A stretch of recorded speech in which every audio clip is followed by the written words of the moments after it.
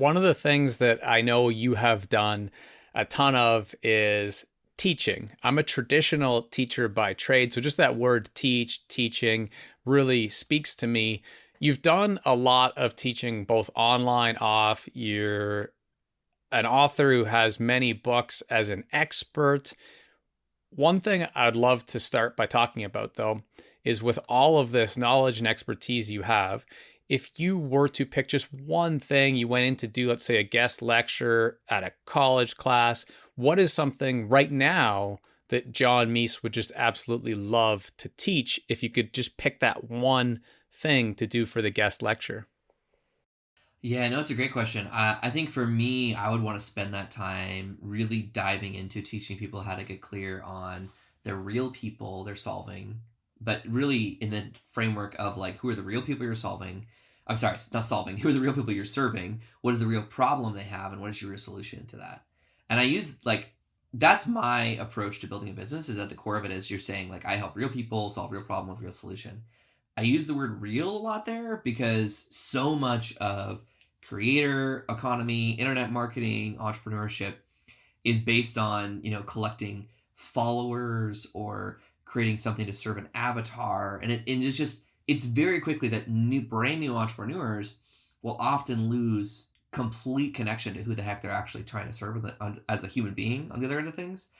And that ends up being the cause of a lot of problems in a lot of businesses. And so, I mean, sometimes I'm talking to established businesses that have somehow made it to the point where they're making millions of dollars a year in revenue, and they don't even really know who they serve anymore. It's just all numbers, right? You can't really imagine a million email subscribers or 100,000 social media followers.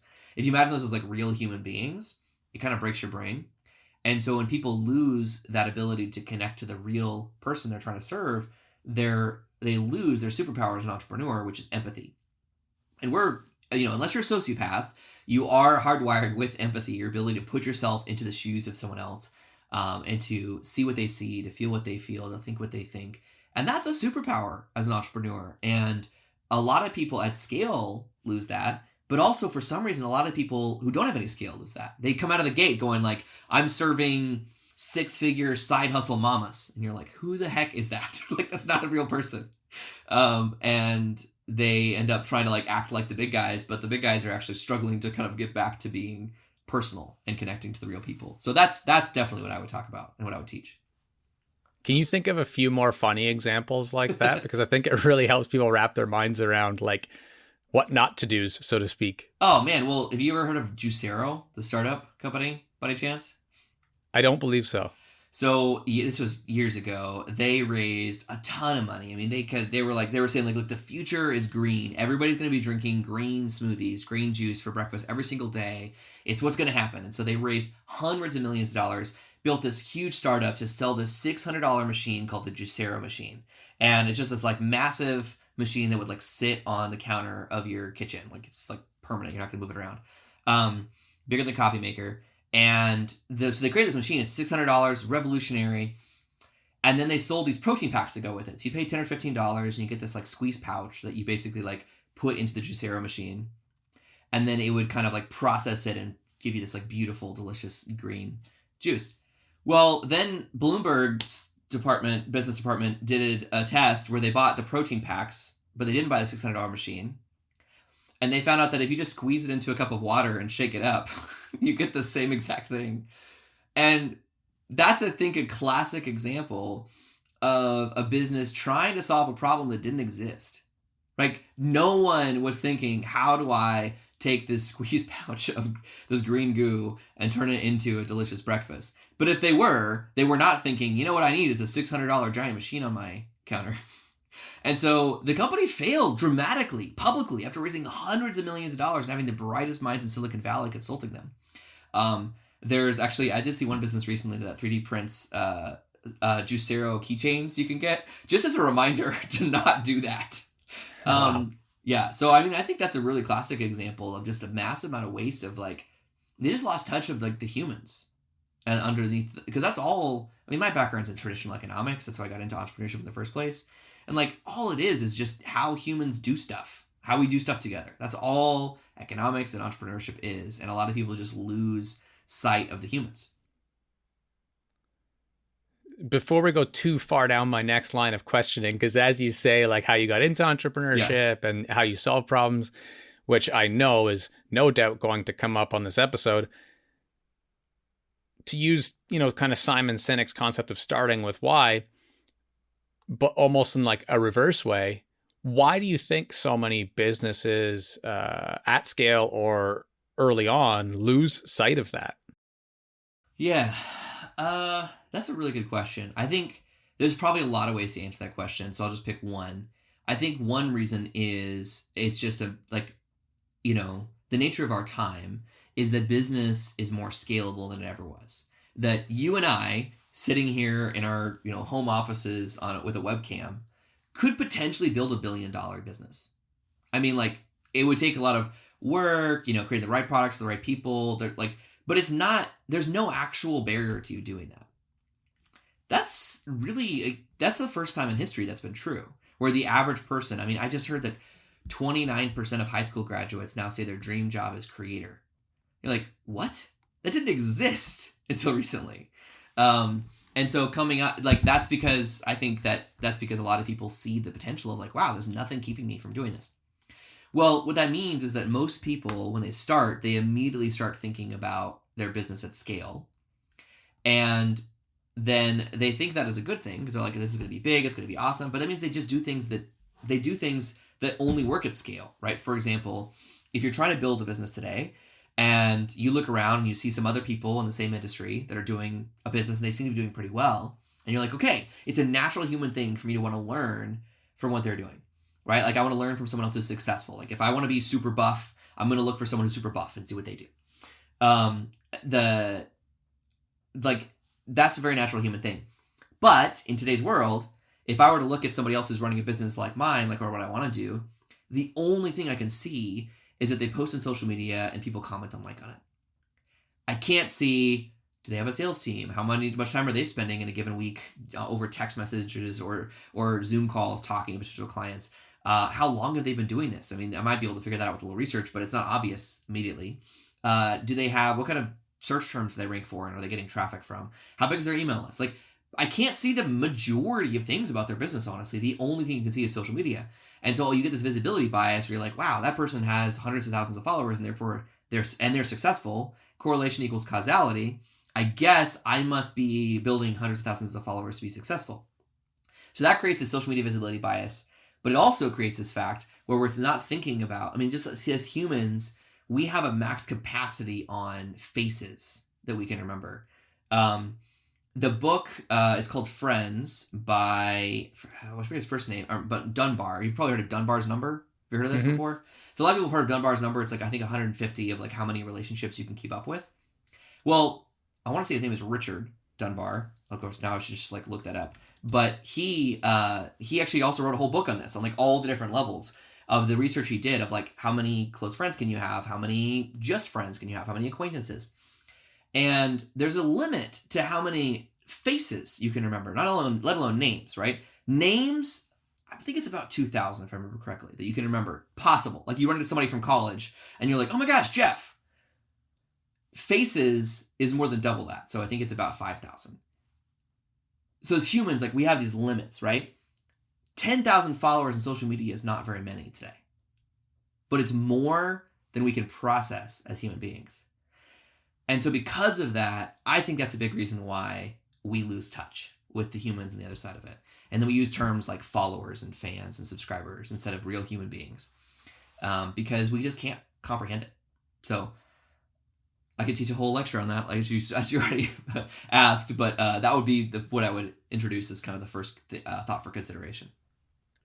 And naturally on this show, because the sort of umbrella is the concept of learning, understanding from experts who have accomplished things, because I can't do that at scale. Like, if it's, building a serve to sell style of business, then I need to kind of chat with you. If it's, someone like, I interviewed Sister Helen Prejean, and she had a Hollywood movie made after her life. Like, I can't do all those things in a lifetime. So interviewing the experts, kind of distilling some of their learnings, breaking it down, sort of like guest speakers and careers, is really, my big goal with this show. And so when you share that's kind of like the first thing of sort of curriculum or like something that you would teach to help people.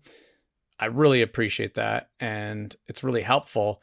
Um, as it relates to uh, sort of the difficult things, like you mentioned Juicera and some people who get the phrasing wrong on the business that they build. One of the topics that I heard someone share recently was the idea of doing a storytelling workshop or like a storytelling event, I guess, where people come and tell stories. But instead of telling successful stories, it's called a failabration. And I thought that was really interesting. It's something I want to look into a little bit more by sharing some of our difficult times and the things we learned sort of the hard way. Maybe we can help some people who are looking to get into it themselves. Do you have some failabrations that you went through en route to getting to the point that you have all this understanding now? Oh man, so many. I mean, that's a huge part of entrepreneurship, is just getting comfortable with making mistakes. And I will say, in my family, my kids, and I have 4 boys, and my wife and I, we have kind of this reminder in our family. We remind our kids that we're tub thumpers. Are you familiar with the song "Tub Thumping" by Chumbawamba? Yes. I remember it. My guess is a lot of people won't.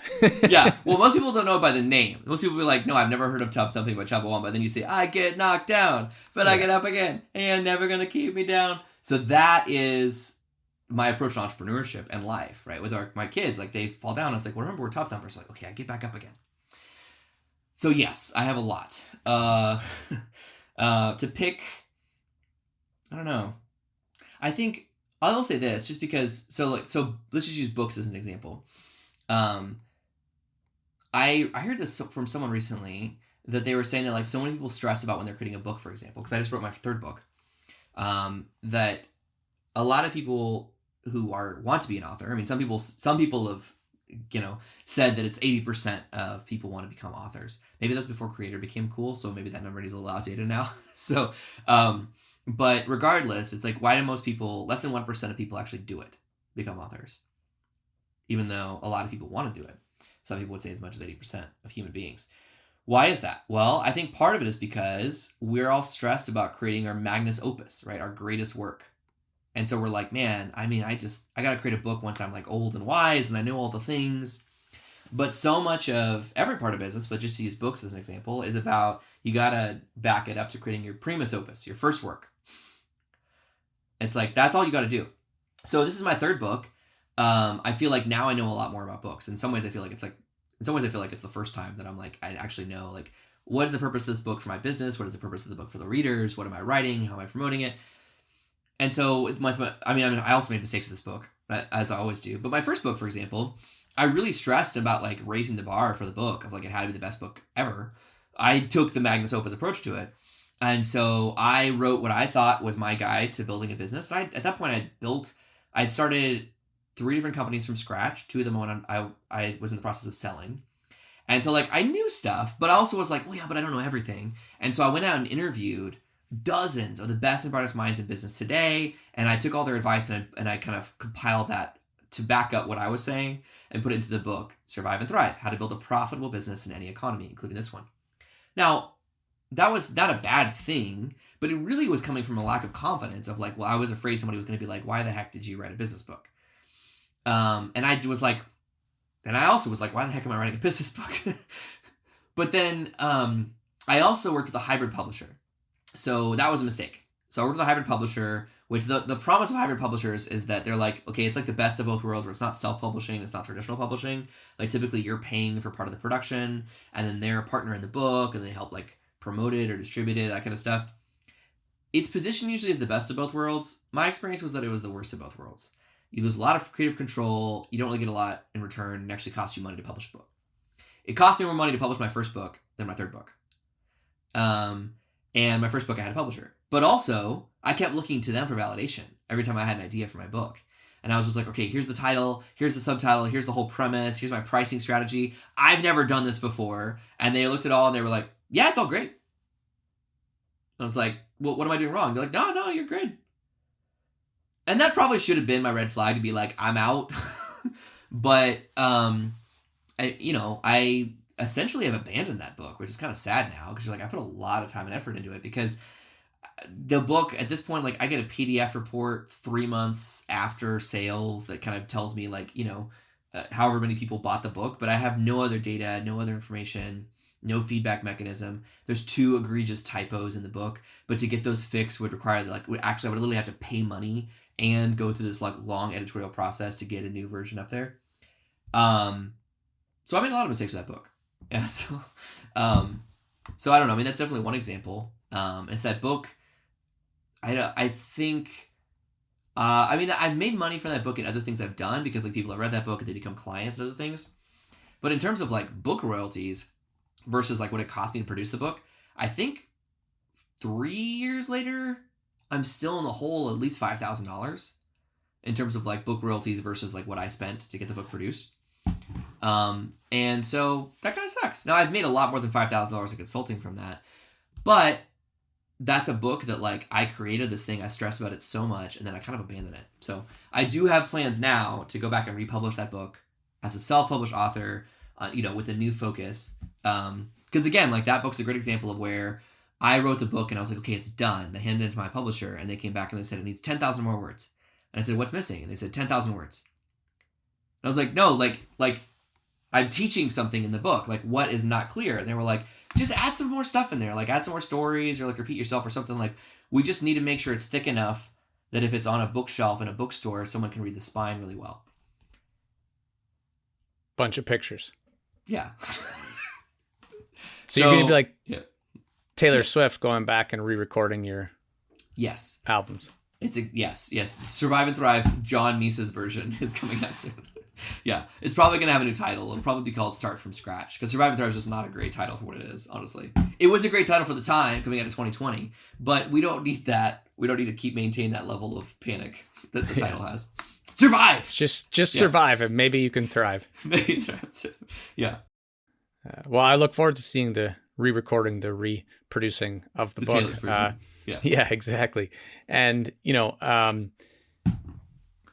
when it comes to the idea of like sort of target audience or on the business side of things, because you mentioned that what the heck am I doing writing a business book? Well, for me as an onlooker, it would make complete sense why you would write a business book because you're really good at business. You have a lot to teach and you have a lot to help people with. Makes sense maybe why you aren't as confident about it.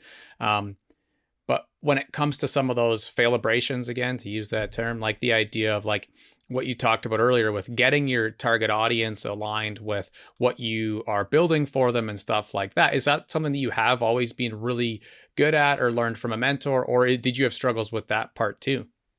Oh, no, I definitely struggle with that. So my first course launch went really well, and that went to my head. And so this was back in I think it was 2015. Yeah, so just shy of 10 years ago.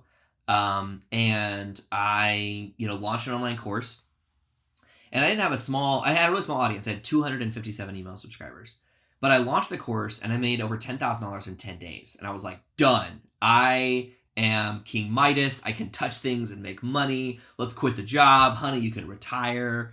And then I created another course. But the first one, I did all the things that, like, in hindsight, were the reason why I succeeded. I did live conversations with the target client to learn about their problems and build that into the product. I did a beta period where I sold 5 seats at a discounted rate to get them to get early access to it and to give me feedback on how to refine it. Like I actually I got customer feedback the whole way through and I knew who I was talking to. The second time I was like, well, now I know how to sell courses. And so let me just create a course and I know what everybody needs to know. And so I'll create that and sell it. And it flopped. Just to get really painful here. That second course launch flopped while I was in a chair in a hospital beside my dad, watching him go through a week of testing to find out that he had stage 4 cancer. And so even while this course launch was starting to fade, I was sitting there next to him while he's sleeping in between tests going like, do I send another sales email? I was not feeling inspired. And then that was also when we found out my wife was dealing with postpartum depression that had been undiagnosed for a while. And we had 2 under 2 at the time, like 2 really little kids. And it was a really challenging time, for lots of reasons. And So that kind of forced me to get clear on like, where did I go wrong here? Like, what did I do? And to kind of go back to the drawing board of like talking to the humans. So yes, I'm preaching to the choir when I say don't forget about the humans that you're serving, because I've done that repeatedly. I think, yeah, I think that's probably the most painful example of that, because I remember my dad coming out of a week in the hospital where he found out he had stage 4 cancer, looking at me and saying like, "Hey, is there any chance you could help pay our rent this month?" And I said no, because I couldn't, because I had quit my job, had a field course launch, canceled some coaching calls and spent a week with him in the hospital. And my wife wasn't working at the time. Well, she was full time at home, but not getting paid for that. And that was probably one of the most painful moments of my life, for my dad to look at me as his oldest son and ask me if I could help him out, and I couldn't financially. I just didn't have the means. So there's a lot of failibration there that comes out of that, and that was years ago now. And so like a lot of things have changed since then. But I mean, thankfully my grandfather stepped in and he was able to help cover floats of bills until my dad could get back to work, because he was also self-employed as a painting contractor. So yeah, it's a painful lesson that I try to remember. Thank you for sharing that. That's the first thing I'll say. And as a tribute to your dad, I think that's pretty special. Something that certainly nobody would know just by tuning into this episode. The 2 times that you and I have met in the last while, my dad went in an ambulance to the emergency room the night before. And I was sitting at the hospital this morning at like 2 a.m. thinking about this episode that we were going to record later in the day, and having these little thoughts of like, oh, I'm going to be so tired. Oh, and yeah. whether or not, what's important, I guess, in life when we think of the big picture, not just funnels and, copywriting and audience building or getting our avatar right, but like what matters overall. And these real moments that are shared with people, I think, are really powerful and helpful. So thank you for mentioning that. You're really welcome. It does mean a lot.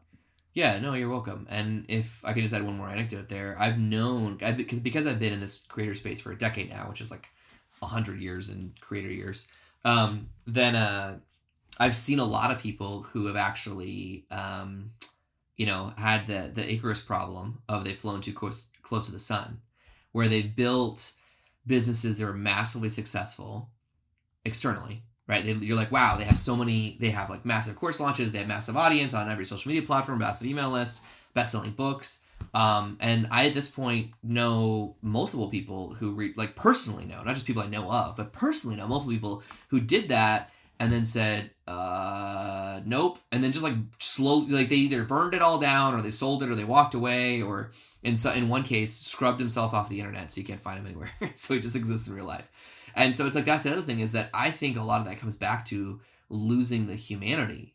Is that if you have to get clear on who are the humans that you're building a relationship with or your business, because a creator business allows you to build relationships at scale, but it's still relationships. And you start to feel really lonely when you lose track of that, when you lose the connection to the people that you're serving. And so if you want to do this, I mean, honestly, at this point right now, for successful creators who earn at least 6 figures, it seems like there's like an average professional lifespan, almost like professional athletes. Like professional athletes, when they're at the peak of their career, there's like a short period of time where they make all their money. Right now, that's the norm for creators, is that they get big, they make a bunch of money. Unfortunately, they usually spend it all, and then they burn out and crash and burn and go change careers. And so it's like, that's not really great. That's not good for anybody.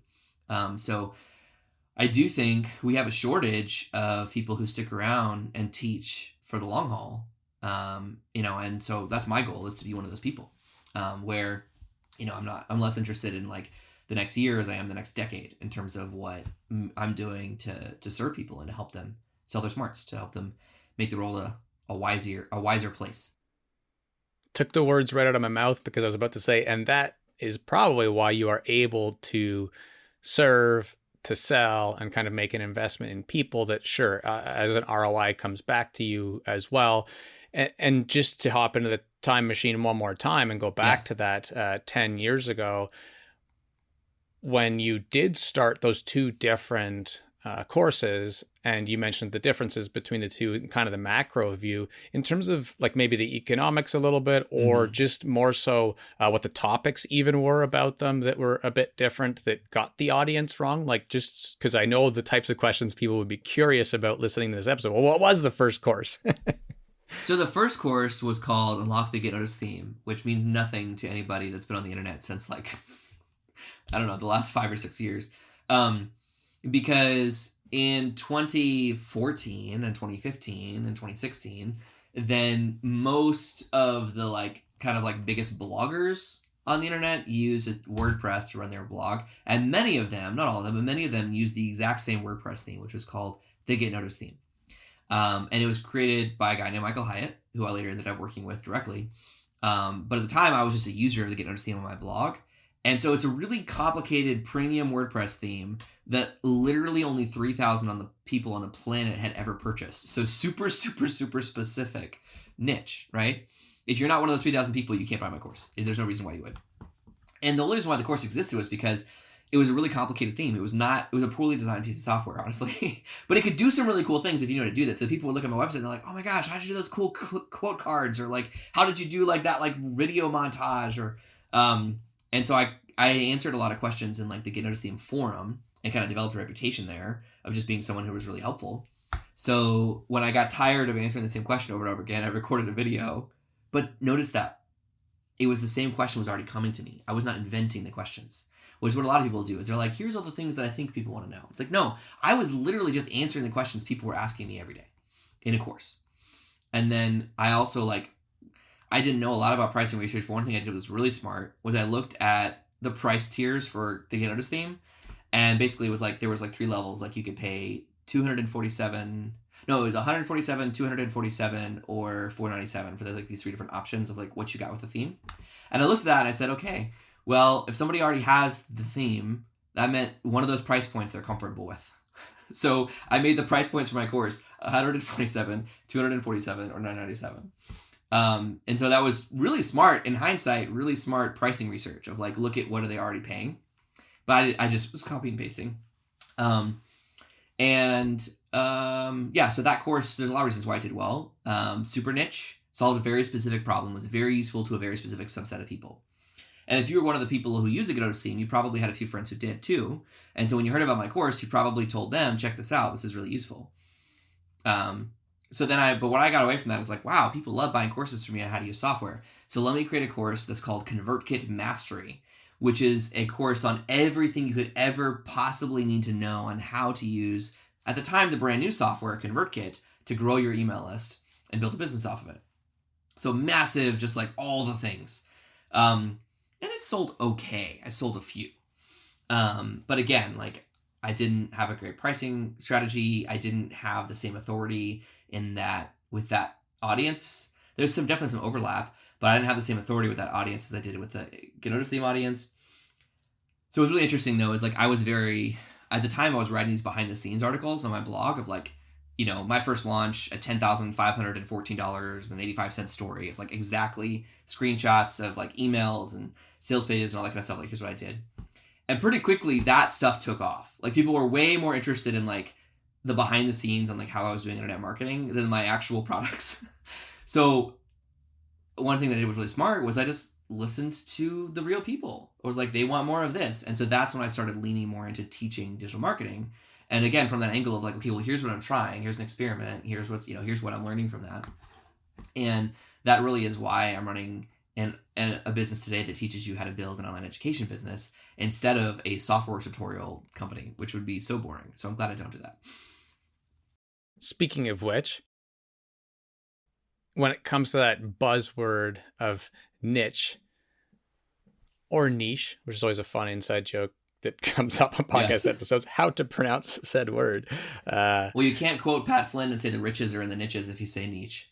So that's for sure. So I've got a t-shirt that says that the riches are in the niches, but the reaches are in the niches. It doesn't yeah. It's actually not that bad, I suppose, if you're a real social media reach kind of person, but yeah. Oh, okay. All right. Which you aren't. The reach is in the niche. Okay, niche. The reach. Okay, sorry. The reach. Yeah, the Yep. reach is in the Okay, yeah, new it quote. New doesn't quote. work. New t-shirts. Let's roll them out. And that's exactly where I was going, was speaking of reach and social media, like I've somebody who just listening to this episode who doesn't know your work in depth as let's say I do or many others do might think that you're like a social media guru as well. But speaking of reach, you're on socials a lot, but not necessarily owned socials, right? You're in other people's audiences, which I think is super smart. Um, but in terms of your own social media, what is the evolution of you thinking about getting into socials, maybe trying it, and then getting to the point where you almost have nothing? If you could just kind of tell the story of how we get to here specific to that. No, well, just to set the record straight, I do now have nothing. I'm untaggable. I'm on zero social media platform. If you see someone else out there that says it's John Meese, it's not. So I don't know who it is. So I'm untaggable. But of course, like I'm not a purist there, and that I didn't start there necessarily. So I already mentioned earlier social media visibility bias, right? And that's a big part of this. Is that for me, I wondered, okay, how much of social media is actually driving results in my business versus it looks like it is. Now, I will say, since I got off social media, I probably have missed out on some sales. I don't know what the percentage is. I mean, maybe it's like maybe I took originally a 10% revenue cut to free myself from the burden of creating content on social media. And so that's a pretty good trade. And I've since, rebounded since that and grown more because my energy is so focused on what I do. But one of my core values is do less better, which comes from Greg McKeown's book Essentialism. And what I found was that it's really hard to be an essentialist as a creator because every platform wants you to create content on their platform in their own native medium, and you got to have a following on every single platform for anyone to take you seriously. And so I got rid of my Facebook account a long time ago. It was probably 2017 or 2018, I think. I kept Twitter for a little while, then I got rid of that, and then I was off all social medias. And then my publisher told me I had to be on some social media for my first book, and so I created a LinkedIn account begrudgingly, and I started posting stuff. And I built it. And LinkedIn, I will say, that one was kind of fun. It was okay, I'm starting from scratch, but I have an email list, so I could email them, be like, hey, I'm on LinkedIn now, and some people connected to me, and so pretty quickly I had 1,000 followers, and then I was creating content. I liked the comments, I liked the likes. I'm not immune to the dopamine hits of social proof, right? But again, when I sat down every day and just overwhelmed and all the things that I wasn't doing, social media was usually the one that was the most public. And so it was the one that I felt pressured to do more of. I have to post on social media every day. I have to respond to comments, that kind of stuff. But that meant that there was this whole period of time where I was doing that, where I wasn't creating or promoting more books. My newsletter was kind of semi-sporadic at that time. It wasn't dead, but it was not really super alive either. And so I said, what I basically just came out of a retreat. I did these quarterly offsites, and which again I got from Greg McKeown. On a quarterly offsite, I was just kind of getting deep in who do I want to be? What do I want to do here? And I kept going back to author. And someone had said something to me, and I ended up writing about this. I don't remember what originally inspired the idea, but that's not really that important. If you wanted to go out today and you said hey, this year I'm going to learn Romance languages. And so I'm going to study French, Spanish, and Portuguese at the same time because I'm learning Romance languages. You would be okay, well, either you have a massive amount of time on your hands I don't know about, or you're probably going to be pretty bad at all of those, right? They're dramatically different, although they are all Romance languages. But that's what most people do when they try to become content creators. And so I'm going to have a video channel, I'm going to have a podcast, I'm going to write a newsletter, I'm going to master all of these mediums at the same time. And I was really convicted about that idea and said man, I really want to pick my fluency that if I want to be, in the top 1% of the best in the world at anything, it's writing. And so because of that, I killed my YouTube channel, I killed my podcast, and I kept LinkedIn for a little while because I was I can write there,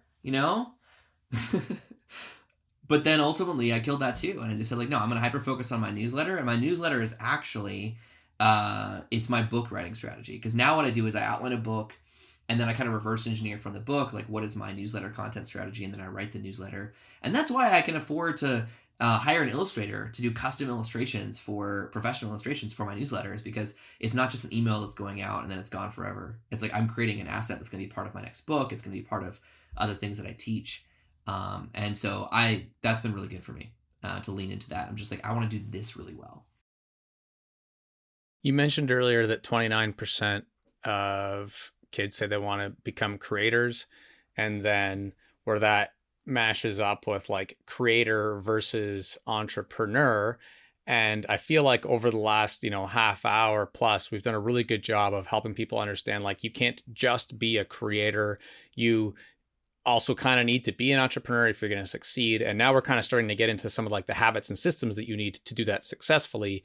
Knowing that you have 4 children yourself, as they grow into wanting to succeed in the world, maybe they'll fill those same statistics, at least one. I'm not great at math, but 1 or 2 of them at least are going to want to be creators. Yes. And is this advice that you would give them in terms of kind of like how bullish are you on the idea of sort of staying off social media versus it like just something that works for you? That's a great question. My general advice, and I'll think about how to apply that to my kids. My general advice would be that if you're going to do anything, just have an intention or a reason for it. And so don't do social media just because everybody tells you need to do social media. That's a horrible reason. But if you have a clear strategy of like, I'm going to build my LinkedIn following because I know that that's where my target client hangs out because they're business owners, and I want to bring them into my free workshop that I'm hosting every month because that's going to lead to my paid membership or something. Like if you have a strategy attached to it, then great. But most people don't. They just do it because everybody does it. And so I think for me, it's become a really fun conversation starter that people are like, I tried to tag you in that photo we took together, and I can't do it. I'm like, I'm untaggable. And they're like, oh, and then that's like a great conversation starter in terms of this whole conversation of like, wait a minute, but aren't you like a digital marketing guy and you don't have social media? I also went over a year without internet at home as a digital marketer, so that's a whole other story, but saved my sanity. But I will say that what I would tell my kids is probably the same thing. Of like, I just want to understand why you're doing it. Like if they're teenagers and they get to a point at some point where they're like, I really want to connect to my friends, and I want to be on social media with them, I don't think I'm going to ban them from social media. But I might say like, okay, well, let's just get clear on what do you really want? It's like, well, I really want to connect with my friends. It's like, okay, well, let's talk about what are some IRL things, what are some in real life things we can do to also connect to your friends. Like, I'm not saying don't get on social media, but social media creates this sort of like fake connection to your friends that like sometimes causes a lot of young people, I know young men and women, I'm related to some young men and women who are just really lonely. Like they're on social media, they're liking, they're commenting, they're DMing, they're posting pictures of their life, but they're not really doing stuff together and they're really lonely.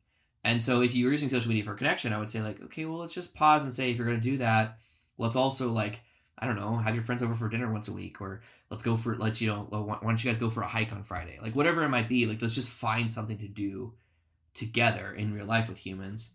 If you're doing it for social connection, and if you're doing it for business, then again, I would just get clear on like, okay, what's your metric of success? How are you going to measure that what you're doing on social media is driving business results? And don't say followers, because that doesn't count.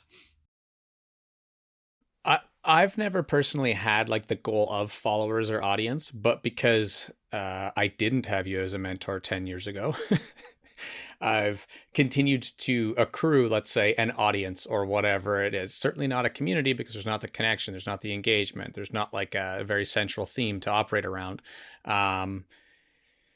To people from the outside looking in, especially people who aren't in the world of creatorship or entrepreneurship at all, they think it's like almost, well, put it this way. I got offered like a free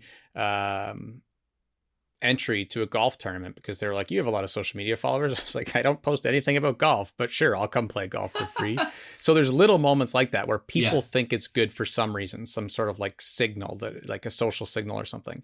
I'm not really proud of it at all. It just has happened because I was posting on social media over the years and kind of thought that's what I was supposed to do. Every time I talk to you, it's refreshing because I feel like I'm reminded, it almost feels like you're talking to me, right? Like really tough love in terms of like trying to do everything, because I have a lot of ideas in my head about like, oh, I could post these YouTube videos, or maybe I should start an entire other YouTube channel, and like so many ideas that I think I'm pretty good at like chucking most of them in the garbage or putting them on a list for later. But that sort of like multi-passionate ADHD ideation mind, I think, can be a positive in the world of like business and creating and stuff like that too. So how do you create a balance? Because I'm sure you are an idea person as well. Definitely.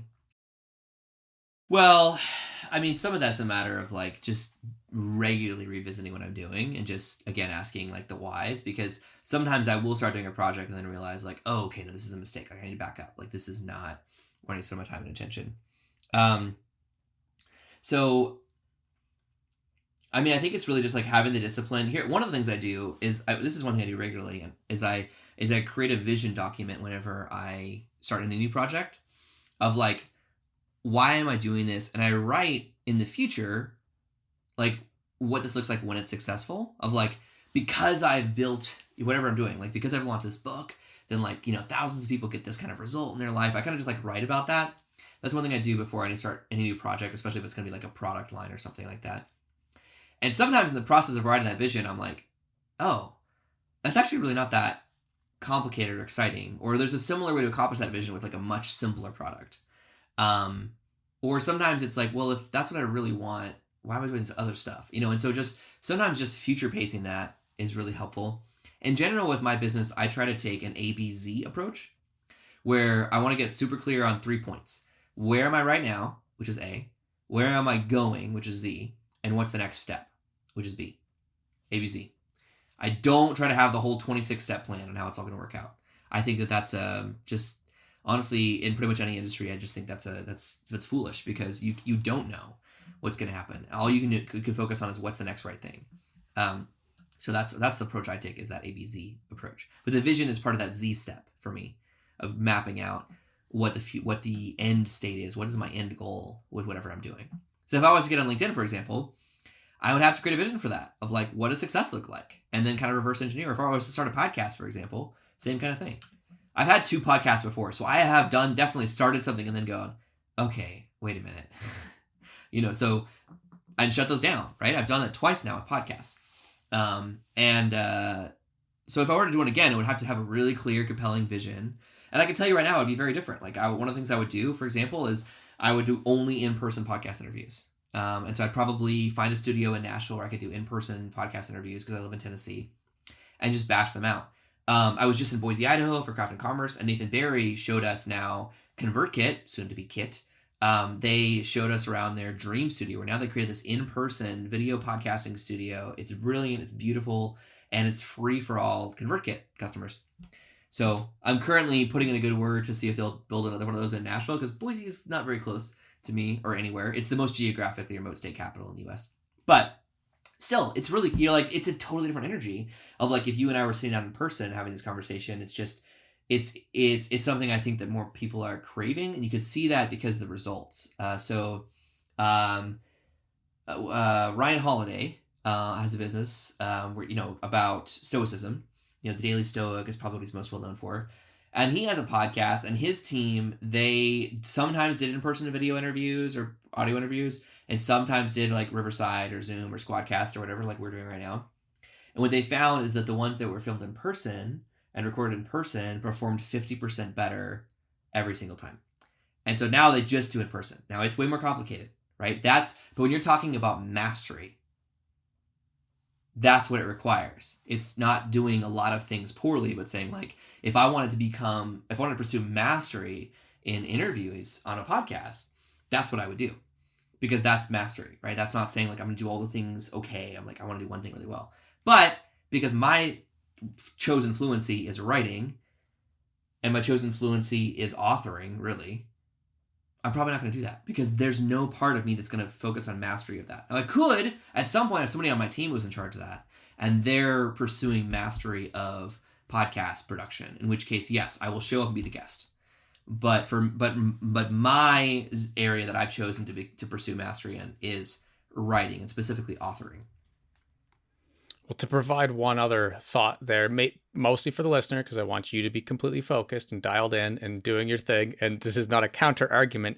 However, I do think one of the things a lot of people don't think about with podcasting is, and as someone who's always being teaching, creating beginning to end, like a Netflix documentary that comes out and it's like 8 parts, your 8 parts on how to serve to sell, or your 8 parts on how to be a better writer. You create it once, you leave it there forever, is kind of something that a lot of people don't think about in the podcasting space, which I think is a really interesting kind of way to create within the medium. But anyhow, just so people are thinking about that a bit, you mentioned mastery and the fact that you wanted to be an author. I don't know what age that started, if there's some backstory, but earlier when you were speaking, it made me think of Robert Greene and how he's shared that, like, he was like, I don't know why, I don't even know what the exact style was going to be, but I just always knew I wanted to be an author. And another one of these topics is this idea of like career decisions. I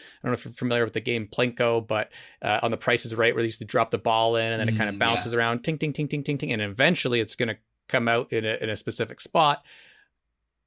That's such a central theme of everybody's lives who I've interviewed on this show, from Brendan Kane, right to Black Adi Danza, and yourself. There's like these different moments where we make different decisions and we figure out where we're going, at least for now. But your backstory about why you wanted to be an author, like you're pretty adamant that that's what you wanted to be. Do you know where that came from? Well, I don't know where it originally came from. Well, no, maybe I do. Let me just say this. My conviction around that has definitely fluctuated over time. And so, like, I don't want to pretend like when I was 5 years old, I was like, Dad, I'm going to be an author. And then therefore I am. Like, I just don't want to pretend like that happened. I did love reading as a kid. I was homeschooled, and I was one of those homeschoolers who wakes up at 6 a.m. to finish all his homework before his brother wakes up at 10. So I had the entire day to myself, but only 30 minutes of screen time allowed on any day, weekday except for Wednesday and Friday. So lots of available time and lots of limits around screen time. So I read voraciously. I mean, I read hundreds or thousands of books as a young kid. All the way up until when I started working full time, and then I discovered another obsession of workaholicism as a teenager. But I always loved writing, but I only read fiction, and I really struggled to write fiction. I tried a couple times. I recently found one of my old stories. It's like one page, but I gave it. My 8-year-old is like really into like world building, and like he's always telling us a new story about this imaginary world he created when he was like 3, that he's still been like building the lore and history of it. He's 8 now. That's cool. So I recently gave it to him. So like we found an old story that I wrote when I was little. So I at least tried my hand at it. But I was told by my parents that I was the smart one and my brother was the creative one. And I believed them. And so I did not pursue writing for a long time because I'm the smart one and my brother's the creative one. And so I should go to college and be the first person in my family to get a college degree and go get a PhD and become a college professor. And like that was the track I was on. And then in college, I got really frustrated with economics, honestly. I worked for Economics Research Lab. I got to do some really cool stuff. I ended up being the one of the founding members of the Tennessee Bitcoin Alliance back when nobody cared about cryptocurrency. And I testified before as like a young, I think maybe had just graduated college like a month before. I went to testify before the Tennessee State Congress to explain Bitcoin to a bunch of basically like old white men, so that they would pass a bill to make it easier to use cryptocurrency in Tennessee. This is on YouTube, by the way. You can go look it up.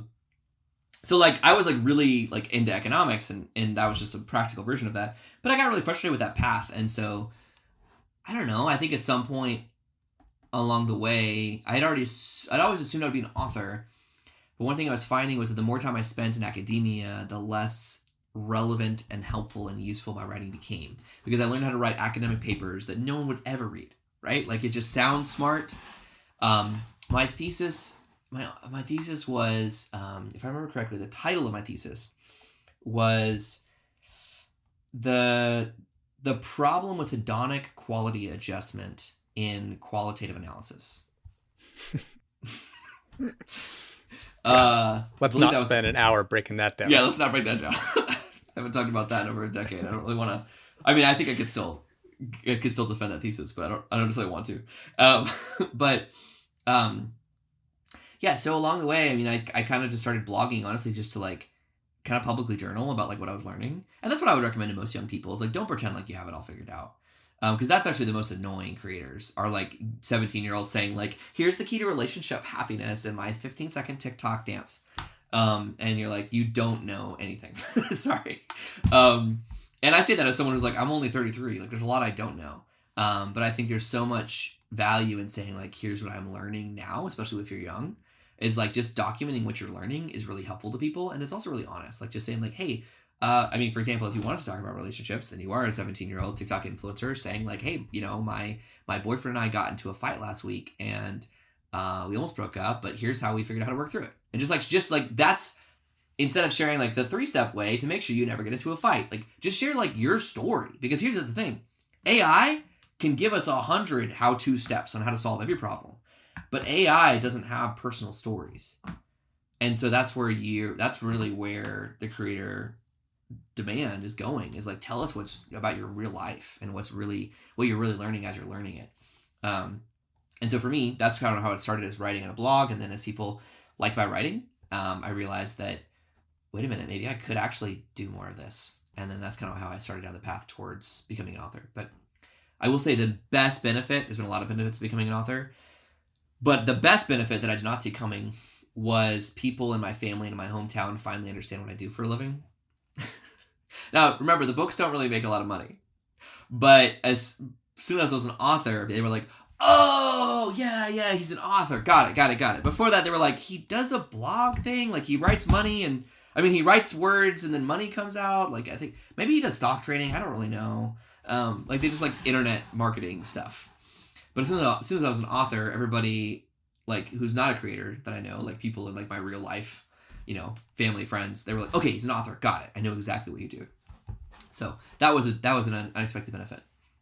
Which would be the complete wrong reason to legitimize your life to become an author. However, I do completely understand that. Like, it's so hard to explain anything in internet business world to people who kind of sort of don't get it, to use a phrase. Yeah, I used to say, when they're like, what do you do? I used to say, well, I'm a blogger who blogs about blogging for people who want to blog. And so that was kind of like, that would shut the conversation down real fast, but it would give me a chuckle. And so that was my go-to. Before I was an author, that was my go-to. Right. I had a very similar like upbringing in that I was in all these creative writing courses, and my teachers were always like, oh, you're so good at writing, because I wasn't homeschooled, did go to traditional schooling. Not that we'll have time to really get into the topic about that, but it is a cool one, you know, education these days versus, you know, what your experience was. But I would get sent to like this community-wide, city-wide, like workshop for young authors and all of these kinds of things. All the while, I don't know that I could pinpoint if it was my parents or maybe some other teachers or whatever, but all the while it was kind of like similar to the goal of being a professional athlete, but even almost seemed more scarce, where people are like, yeah, no, that's not like an actual real thing. Like you can't go, I'm trying to think of who the author who wrote Goosebumps, R.L. Stine, like at that time, like you can't go be R.L. Stine. That's like, he's not even a real person. Like that's not for you. You need to go to, and then I went to university, did the whole thesis thing, all like a very, very similar progression to come back to shit. I could have been an author. Yes. Turns out you just need to write. Yeah. And so this is what I'm really curious about, because a lot of people, specific to that medium would be being told or will have been telling themselves the same negative mindset beliefs around the possibility of being an author or writing. And I think this is such a unique opportunity to ask you, because you don't have social media, what does the day-to-day sort of flywheel look like? Or like how does it work when your goal is to become an author, not using social media? That's a pretty darn cool thing. Yeah. So, I mean, it looks a little bit different depending upon the season, but like one thing I do is I regularly appear as a guest on other people's podcasts, like this one. Thank you. It's a great way to, you know, just to have a conversation with somebody that I enjoy talking to and that Also, I hope helps people who are listening to it. And often that leads people to come back into my world, to join my email list, to join. And that's just where it starts, is like, join my free newsletter or my free crash course. And then that often leads to buying a book, maybe joining my membership. I have a membership called Sold Out Coach Club, like that whole thing. But also, like, again, where my focus here is do less, better. I just was just a few weeks ago, I was the opening keynote speaker at Craft and Commerce, which is ConvertKit's conference. And so there were over 300 people in attendance. Every single one of them has a 6 or 7 figure creator business, or some 8-figure creator business, massive audiences. Most of them are social media famous, and that's fine. Because then I gave an opening keynote talk, and I just like rocked the room, where I just focused on working with the speaking coach to make sure it was the best talk I'd ever given, and that it defined the whole event. And so I also taught an optional workshop while I was there. So I was opening keynote speaker, and then I taught an optional workshop. Out of the 300 people, 50 of them came to my workshop. Roughly 50. I didn't actually do a head count. It might have been 60. But, and then the final day of the conference, I also had a book launch party, and I intentionally planned it so Serve to Sell, my newest book, came out while we were at the conference, and I got one of the sponsors of the conference, Lulu, to cover the cost to print 300 copies of my book, hardcover and premium hardcover edition, and give it away to everybody in the audience. So I didn't just like show up and speak, because some of the speakers flew in, gave their talk, left. We didn't really talk about them. Like, their talk was fine. But what happened was, instead, was at the closing party of the event, so many people were like, oh my gosh, you know what? As I'm reflecting back on the whole thing, this was so good. John, you really set the tone for the whole event. It was incredible. I got your book. Can I get you to sign it? Like, all that kind of stuff. I remember, I'm getting paid to speak there, right? Like, I didn't pay for this opportunity. I got paid to do it. But I had someone tell me before they left, they said, man, I really did enjoy the John Neese conference sponsored by ConvertKit. You're like, because that's, and of course they're joking, it was ConvertKit's conference, but it felt like that, where there were 8 sponsors at the event who had booths, but 4 of them were featuring me at their booth as an example of, like, here's what John's quiz looks like, because I use their quiz platform. Here's what John's book looks like if you want to publish a book with us. Like, here's what, and so I just basically said, like, I'm going to do one speaking event this year, and I'm going to treat it like it was 50. And that's still, turning into a lot of results and incredible relationships for my business. So that's the kind of thing that one of the people at the event, who's the most social media famous person who came to the event, probably paid a lot of money to come speak. She flew in, she came to the speaker dinner, had no idea who any of us were, kind of like chatted casually with us, gave a talk the next day, didn't go to anybody's talk before or after hers, and flew out and left. And everybody forgot about her. And the most common thing people said is like, man, her talk it was like she was trying to say way too much. Like, I couldn't keep up. And she's the most social media famous person in the room. She didn't have the time or energy or capacity to master that opportunity. But I did. Because I took that energy that she's spending on social media and I spent it elsewhere. So that's just one example of how I do that. And I write. So I write a free weekly newsletter, and it's actually set up. This is like way in the weeds, but it gets actually set up as an automation. Whereas most people send a newsletter where like every week I send an email and then it just dies. So it gets just like into the ethereal internet. Whereas if you sign up for my newsletter, you get issue number 1, and then you get issue number 2, and then 3. And right now it's a 6-month-long automation where you get my newsletter first every day for a week, and then twice a week for 6 months before you get to whatever I'm writing today. Now you don't know that unless I told you, because it doesn't feel that way. It feels just more like a crafted experience for you. But I'm building an asset. Well, many of those newsletters end up being part of a book. And then books are a great way to also grow in terms of like, I'm in the process right now of building, this doesn't exist yet though, but I'm in the process right now of building a book marketing flywheel around my books, where 100% of book royalties goes back into Amazon ads to sell more books. Because the goal of the books is not to create cash, it's to create customers. And so I don't need to take my royalties out of that. I make most of my money from my membership and my coaching program. And I'd rather the books just continue to build momentum. And so that's what I'm focused on right now. What are some of the future things, whether it's a book or a course or something, an offer? Maybe you're going to use it or maybe not, but it's on that list of things that you have to put to the side for now. When you get to kind of think, dream big for your future, what's something that comes to mind?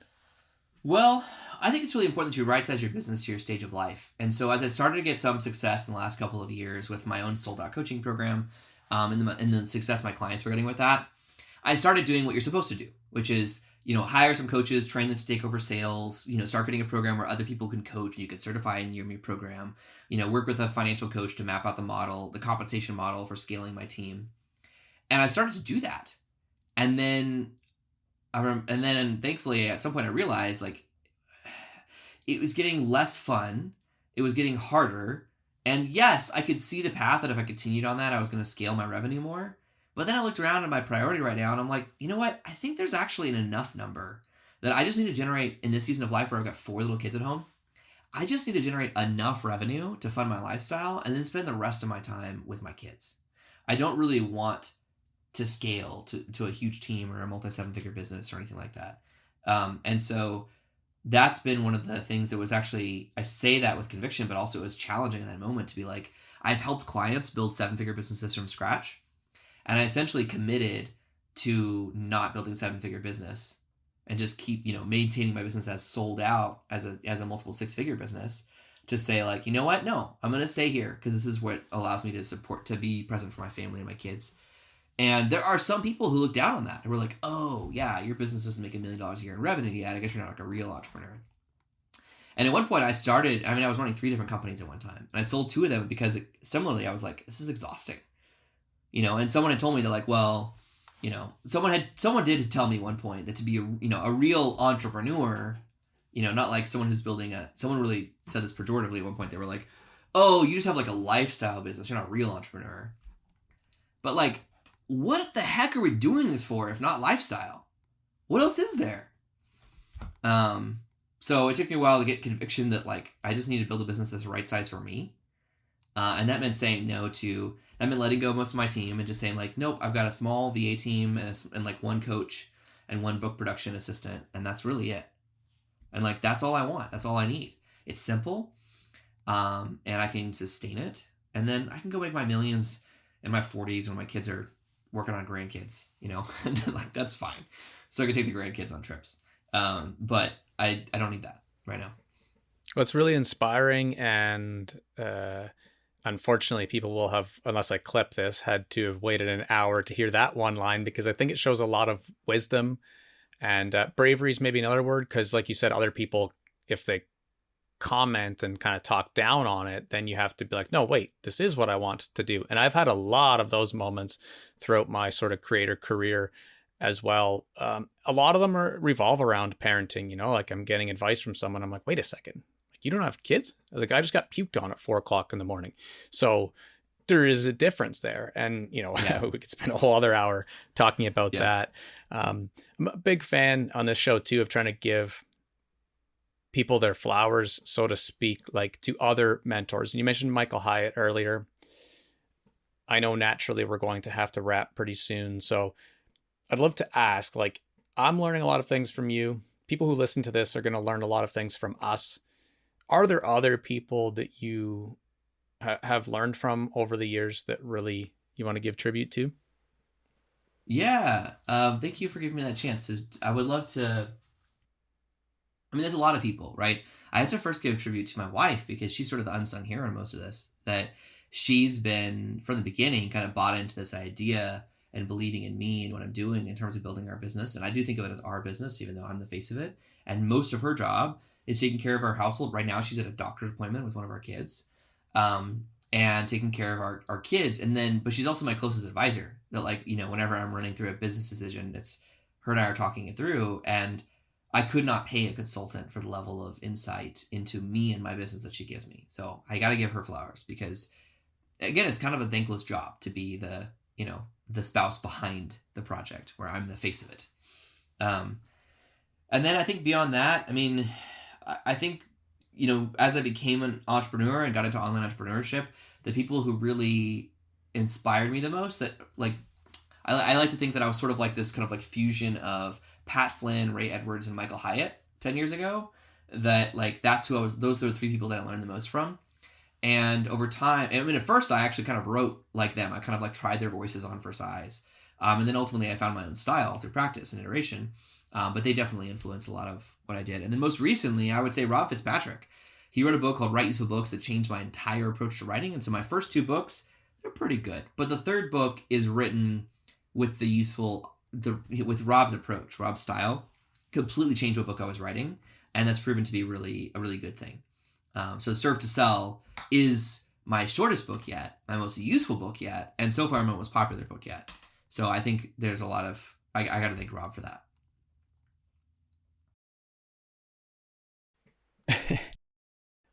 It's awesome to think of all of those people and be like, wow, I could ask you 20 minutes of questions on each of those people now. We can create content forever into infinity and beyond, or just talking about being, husband, wife, and trying to, as you said, have one person be the face of it, one person be a little more sort of behind the scenes, so to speak, raising kids, homeschooling. I always do pretty thorough research and never get to any of it. Like I wrote down the concepts from Always Be Teaching, kind of some of the things that you learned from Prosperous Coaching and the serving calls that you do and that I've experienced that are just like incredibly well done, as well as deep work and getting into a little more about essentialism, storytelling, and then specifically how you craft an amazing email. Like I always jot down these things knowing we're not going to get to all of them. But I wrote down being an empath and how you actually deal with that, because that's something that a lot of people don't talk about publicly. So many things, all the things. But, we're going to wrap. I want to get to the theme questions. The other thing, aside from giving flowers, though, is because there's so much, I don't want us to log off and be like, darn, I was going to say that, or I would have liked to share this. So is there anything like in terms of those topics that you think you're like, I should have mentioned that as well? Well, it's all stuff that you can... at this point, I've been doing this for a decade and writing about it most of that time. So thankfully, yes, I have a lot of things to say, but you can get all of that in my books or my newsletter. So I think the main thing I would encourage people to do is that if you found any of this conversation helpful or interesting and you want to go to further, then go to servetosellbook.com/JKL. If you go to servetosellbook.com, it's going to take you to Amazon. You can buy my latest book. You're welcome to. But for Justin, I agree to give away a free version of the ebook. And if you do that, not only will you get a free version of the ebook, which is normally $10 on Amazon, but you'll also get my Sell Your Smarts crash course, which is free, and then my Sell Your Smarts newsletter. And so that's where really I continue to explore these ideas.